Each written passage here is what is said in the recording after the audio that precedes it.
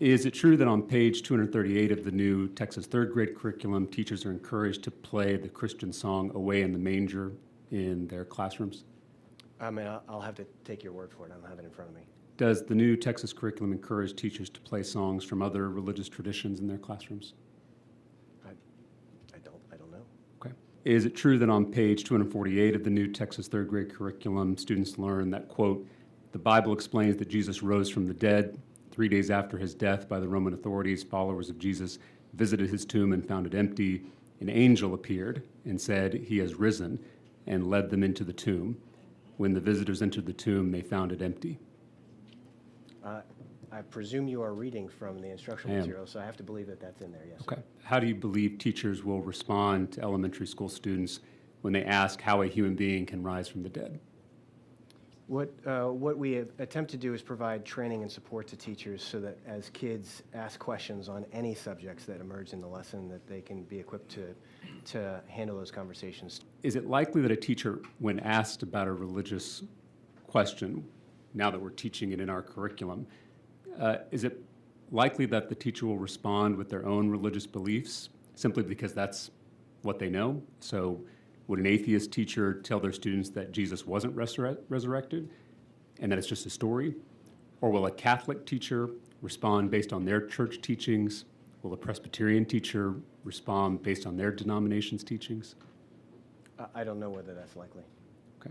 Are you worried that if Texas public school teachers use this new state curriculum, those teachers will violate the Establishment Clause by teaching Bible stories in public schools? No.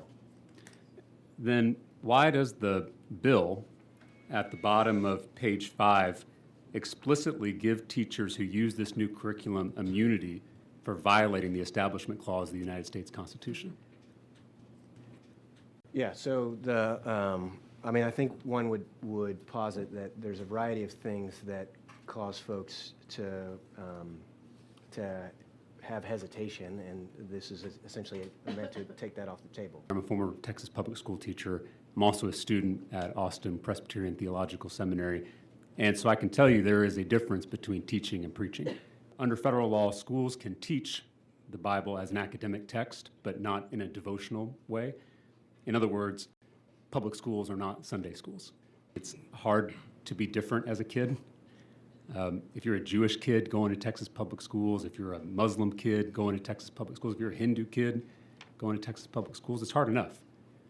Now their teacher is teaching Bible stories at the front of the classroom because some politicians here in Austin are forcing them to do so, and with little to no representation for their faith traditions.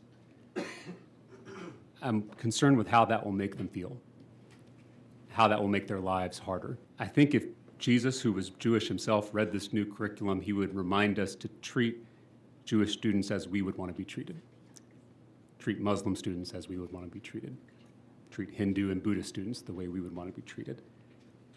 And if I were them, I wouldn't want the government elevating one religion over my own or over my family's religion.